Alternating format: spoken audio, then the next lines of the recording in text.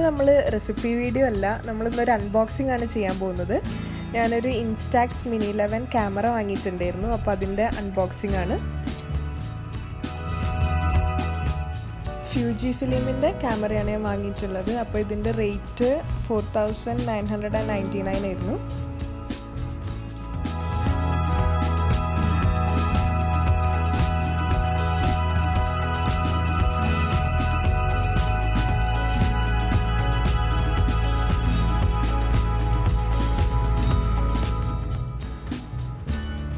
ഞാൻ വാങ്ങിയ ക്യാമറേൻ്റെ colour sky blue ആണ്. ഇതിൻ്റെ വേറെ 3 ഷെയ്ഡ്സ് കൂടെ ഉണ്ട്.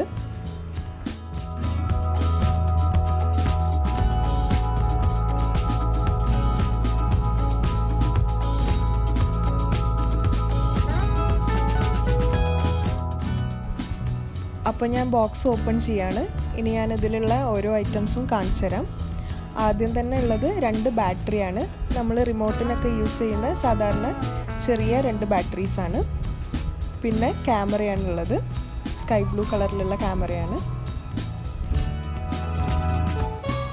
പിന്നെ ഇതിൻ്റെ അകത്തുള്ളത് നമ്മുടെ ഇൻസ്ട്രക്ഷൻ മാനുവൽസും ഗ്യാരണ്ടി കാർഡും ഒക്കെയാണ്.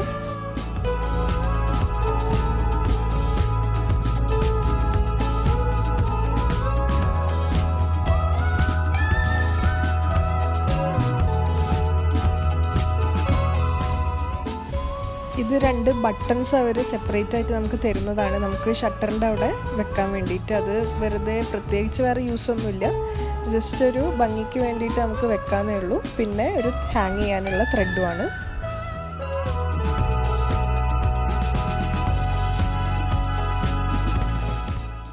അപ്പോൾ നമ്മുടെ ഇൻസ്ട്രക്ഷൻ മാനുവലിൽ ബാറ്ററീസ് ഇടാനുള്ളതും ഫിലിം ഇടാനുള്ളതും ഒക്കെ ഇൻസ്ട്രക്ഷൻസ് ക്ലിയർ ആയിട്ട് കൊടുത്തിട്ടുണ്ട്. അപ്പം യൂസ് ചെയ്യുന്നതിൻ്റെ മുന്നേ അതൊന്നും എല്ലാവരും ചെക്ക് ചെയ്ത് നോക്കുക.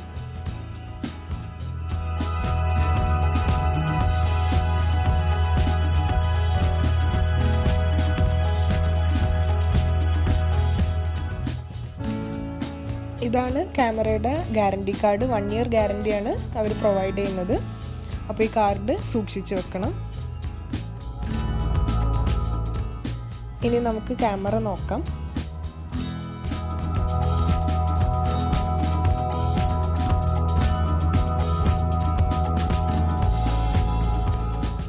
നല്ലൊരു ബ്യൂട്ടിഫുൾ കളറാണ് ഞാൻ സെലക്ട് ചെയ്തിട്ടുള്ളത്. പിന്നെയുള്ള കളേഴ്സ് വൈറ്റ്, വയലറ്റ് ഒക്കെയാണ്. അപ്പം കമ്പയർ ചെയ്യുമ്പോൾ എനിക്ക് ഇഷ്ടപ്പെട്ട കളറ് കൂടുതൽ ഇതാണ്.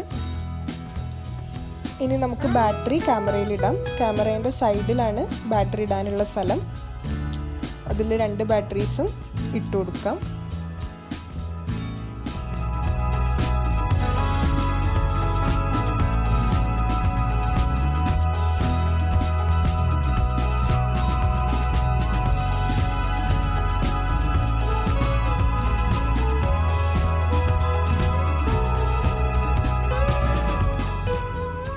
പവർ ബട്ടൺ വരുന്നത് ലെൻസിൻ്റെ സൈഡിൽ താഴെയായിട്ടാണ്. ഇതാണ് നമ്മൾ ഇതിൽ യൂസ് ചെയ്യുന്ന ഫിലിം.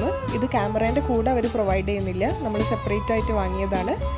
ഇത് 20 ഷോട്ട്സിൻ്റെ ഒരു പാക്കാണ്. ഇതിന് അറൗണ്ട് 1000 രൂപീസാണ് റേറ്റ് വരുന്നത്. ഇങ്ങനെയാണ് ഒരു സെറ്റ് ഉണ്ടാവുക. ഈ ഒരു സെറ്റിൽ 10 ഫിലിംസ് ആണുള്ളത്. ആ 10 ഫിലിംസിൻ്റെ ബോക്സ് നമ്മൾ ക്യാമറേൻ്റെ പുറകിൽ ഇടുകയാണ് ചെയ്യുക. ക്യാമറേൻ്റെ ബാക്കിലൊന്ന് പ്രസ് ചെയ്തിട്ട് ഓപ്പൺ ചെയ്യുക. അതിൽ ഈ ഫിലിം വെച്ച് കൊടുക്കാം. ഫിലിമിൻ്റെ മുകളിലൊരു യെല്ലോ ലൈൻ ഉണ്ട്. സെയിം യെല്ലോ ലൈൻ തന്നെ ക്യാമറേൻ്റെ സൈഡിലും ഉണ്ട്. അപ്പോൾ അത് രണ്ടും അലൈൻ ചെയ്യുന്ന രീതിയിൽ വേണം നമ്മൾ ഫിലിം വെക്കാനായിട്ട്. എന്നിട്ടത് ക്ലോസ് ചെയ്യാം.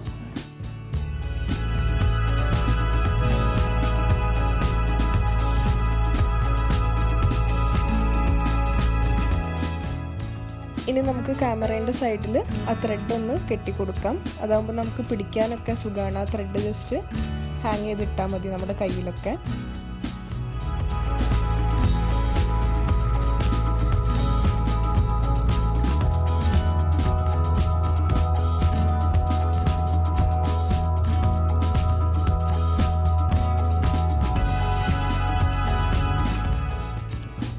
ഈ 2 ബട്ടൺസ് നമുക്ക് ഷട്ടറിൻ്റെ മുകളിൽ ഒട്ടിക്കാനുള്ളതാണ്. അത് നമുക്ക് വേണമെങ്കിൽ യൂസ് ചെയ്താൽ മതി. ആ ബട്ടൺസിൻ്റെ കൂടെ തന്നെ അവരത് സ്റ്റിക്ക് ചെയ്യാനുള്ള ചെറിയ ടേപ്സും തരുന്നുണ്ട്.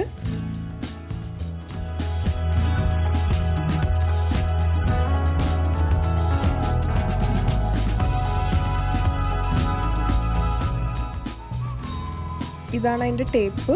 അത് ആ ബട്ടൻ്റെ മേലെ സ്റ്റിക്ക് ചെയ്തിട്ട് ആ ബട്ടൺ നമ്മുടെ ഷട്ടർ ബട്ടണിൽ സ്റ്റിക്ക് ചെയ്താൽ മതി. ഞാൻ ഇങ്ങനെ സ്റ്റിക്ക് ചെയ്യുന്നതെന്ന് കാണിച്ചു തരാം.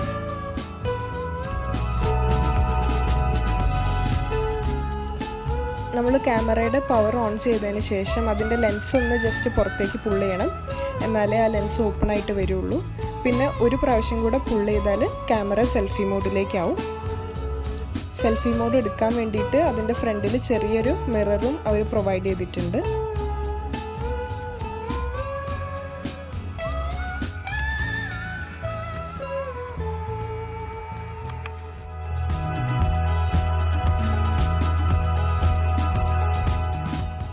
ഇത് വളരെ നല്ലൊരു ഗിഫ്റ്റൊക്കെ ചെയ്യാൻ പറ്റിയ ഒരു അടിപൊളി പ്രൊഡക്റ്റാണ്. എന്തായാലും എനിക്ക് ഭയങ്കരമായിട്ട് ഇഷ്ടപ്പെട്ടു.